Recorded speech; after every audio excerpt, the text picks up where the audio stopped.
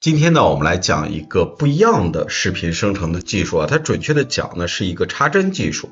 那也就是说，我们可以给出两张图片，分别作为一个动画的第一帧和最后一帧，然后呢，我们可以在中间生成对应的这个插值的帧啊，你可以认为两边是关键帧，中间是那个引导动画或者变形动画的帧，这个呢效果还是挺棒的啊。那现在的插帧技术呢，有的基于光流啊，有的基于这个很多其他的算法，但是这个呢，我觉得还是不太一样的一个表现形式。我们来看一下，这有两张图片，一个呢是这个泰迪伸出脑袋啊，另外呢就是它稍微呢这个方向有一些变化。然后你注意啊，这里边有一个frame shift 啊，就是你可以认为它是追踪整个图片里边一致性的那个点啊。你比方它追踪出来就是这个点和这个点啊，这几个点是不变的。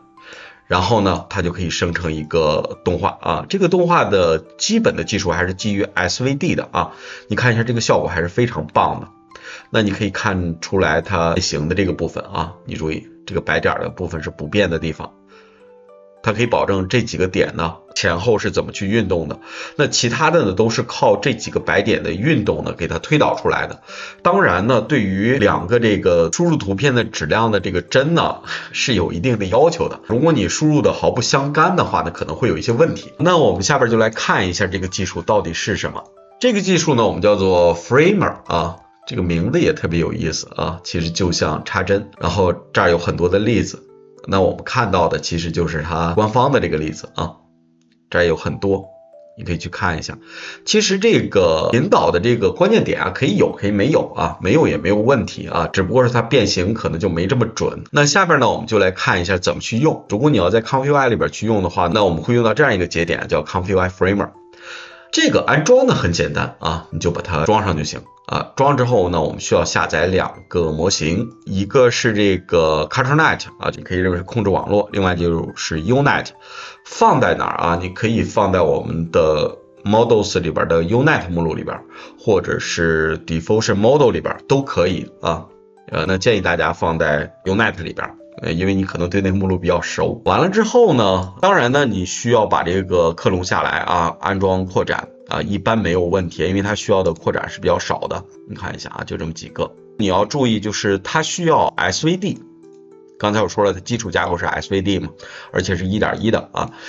这个呢，它会自动下载，你等着就可以。而且我们一般是装着的啊，尤其是你用过那个什么 Control SVD 这样的技术的话，这个一般都是装着的。我们装好之后呢，你可以在 Examples 里边找到对应的工作流。这个工作流呢比较多啊，其实呢大家可以直接用第一个啊来看一下这个效果就可以了啊。它剩下的呢，其实有的是只有结束帧没有开始帧啊，有的是只有开始帧没有结束帧，那只不过是条件不太一样啊，我就不一个一个去看了。我们重点还是演示第一个，就是它自动去追踪这个不变的点啊，然后去产生插值这样一个过程。下边呢，我们就看一下这个工作流啊。这个工作流呢，首先这儿有插值的帧数啊，你要插多少帧进去？这儿是14帧。然后你要注意啊，这两个模型啊，不管是 ControlNet 还是 Unet， 都要放到我们说的那个 Unet 目录或者是 Diffusion Model 那个目录里边。ControlNet 不需要放到那个专门的 ControlNet 目录里边，要不然你找不到啊。另外的话呢，就是底下这儿默认就行啊。加速模式呢，我们大家都选 SDPA。完了之后呢，它这儿有一个 resize 啊 ，resize 它这儿是512×320，这是一个比较好的分辨率。那你在控制它的时候，尽量的不要超过768，超过768的话，可能这个采样起来就很慢了啊。然后这个就是我们说那个自动追踪的那个过程啊，这个有可能追踪不到啊，追踪不到你就需要把这个给它删掉啊，要不然它追踪不到这个采样就会有问题啊。好，下边呢，我们看一下，就是它都能实现哪些效果啊？我们来看一下这个呢，其实是我们之前用那个 LTX 生成的两帧，大家看一下，基本的样式是一样的，但是呢，你注意啊，还是有一些不同。然后你要注意，它的宽高可能不是512×320，这个我就不去改了啊，大家看一下就行。然后别的设置基本上是一样的。好，下边呢，我们来跑一下，大家看一下效果。现在它设计的这个不动的点，你要注意是这儿和这儿，这个明显的是不大对的啊，不用去管它啊，我们就来看这个生成的效果。抢的过程还是比较快的啊，因为是分辨率比较小嘛。你要注意这个衣服这儿啊，它就走到这儿来了。然后这个地方其实就是我们常见的一个变形动画，但是它跟我们常见的那个插值还是不太一样的，它是有一些动作在里边的，对吧？这个人物呢也比较棒啊，有一些动作在里边，一般的插值可能很难去做出这样的动作出来，所以说这也就是这个技术比较好的这个地方啊，你可以用它做一些简单的动画。那如果两个图像的一致性很强，它的效果就会很棒。我们来看一下这个，这是我们做数字人的两帧啊，一个是抬着手的，一个是手放在这儿的。这两个图像呢，其实背景是完全一样的，人物呢也很像啊。如果是这样的话，它一般呢会将这个眼部作为关键帧的给它裁出来，大家看一下啊。待会儿我们可以看到追踪的这个效果啊，我们跑一下，大家注意追踪的效果。它把眼头还有这个非常关键的点呢，其实都给它标注出来，就是这个地方是不动的，然后其他的呢会依据不动点来做变形动画。它生成的效果，我觉得可能会颠覆你对这个插值动画的一个认知。大家注意啊，插值动画能把这个手的动画这样做出来，是不是很棒？的确是了不起的一个事情啊。所以说呢，如果说你的确有一个视频的两帧啊，用这个方式去插值的话呢，的确可以得到非常棒的一个效果。另外呢，用它还可以得到一些其他的比较炫酷的效果。我们来看一下，比方这两帧呢，其实不完全一样，大家能看到啊。其实柱子啊、环境啊都不完全一样啊。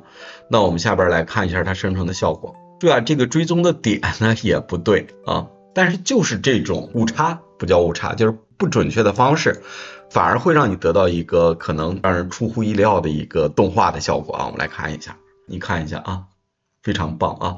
它这儿不清楚是因为我分辨率太低啊，因为我这儿应该是512×512，但是你改成768×768可能会好一点啊。也是非常棒的一个效果啊。那有很多人呢会把它叫做这个叫镜头切换，镜头完美切换，你可以认为是两个完全不一样的镜头，然后它去切换，这个也是没有问题的啊。那下边呢，我们再来看一下效果比较棒的两个效果啊。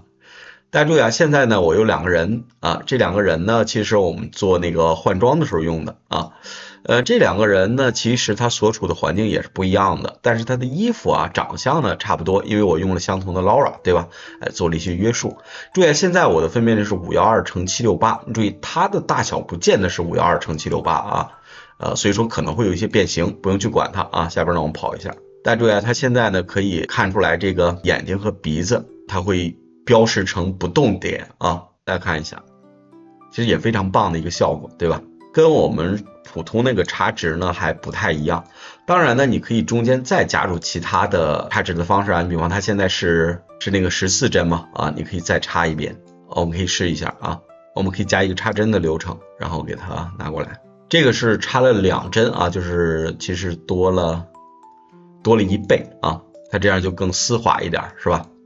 所以说你作为某一些那个类似于那个照片切换的时候啊，你可以用这样的技术得到非常棒的一些效果啊。然后呢，我们再来看啊，还有一些其他的技巧啊，我们可以看一下这个，我觉得非常棒的一个效果啊。大家注意啊，这个是我们在测模型的时候用的塞纳河畔的那个提示词。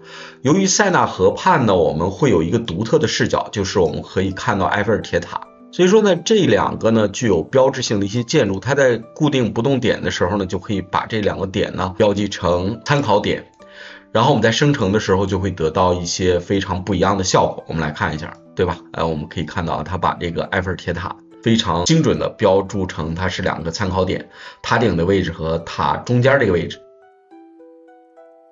大家看一下这个效果是不是很棒？但是这个变形有点怪啊，但是我们可以看到就是整个的这个人物会有眨眼的动作啊，由于人物的服饰呢基本上也一致，而且有一个镜头旋转的这样一个效果。所以说呢，大家在做这种变化的时候呢，其实用这个技术就非常的合适，对吧？其实有人说是不是2张图片是不是要完全一致才会更好？这个不好说啊。如果你一致性太强，反而呢你得到的那个动画呢也会比较死板。我们来试一个，大家看这个啊，这个是我们做那个 POID 还是 ECOM ID 的时候啊做的刘诗诗的这个2个不同年龄的图片。那么它的衣服啊其实都很像，背景也很像啊，然后它整个的视角也比较像。然后呢，我们看一下这个，对吧？这种补间动画呢，它就没有什么让你觉得惊艳的地方了。它虽然一致性很强，然后它有一个类似于淡入淡出的一个效果，这个变化也很顺滑，但是那就这样，是吧？可能一般的那个插值动画也能做到这个样子啊。另外你需要注意啊，如果说两个图片它之间没有任何联系，我们可以随便传一个，比方这个，就这两张图片呢，它现在没有任何的关系啊。那么你现在去跑的话呢，就会出现就是这个和这个，它之间呢是找不到任何的这个固定点的，所以说这儿就会出错。看一下，这个时候它会告诉你这儿出错，那这个就不能用了啊。那我们需要做的是把它删掉啊，然后把它禁掉，然后再跑就可以了。这儿虽然报错，但是不影响效果啊。那你看一下这种变形的话呢，它其实就是一个比较常规的变形了，但是也比我们普通的那个图片切换要好很多啊。所以说这也是为什么给大家讲这个技术啊。另外呢，有一些细节的点啊，就是分辨率的话呢，大家不要瞎写。这儿呢其实有两个 resize。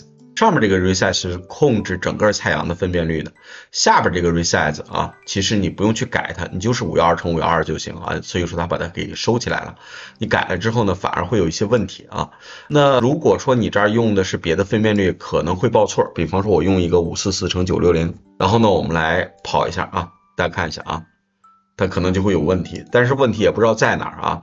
它常见的分辨率就是我们刚才说的，第一个是512×320横版的，第二个512×768，第三个512×512，第四个768×768，这个都是可用的分辨率啊，大家可以做一下参考啊。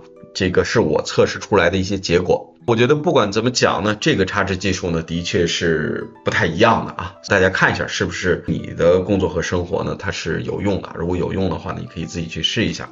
好，今天呢我们就讲这么多，关注我，做一个懂爱的人。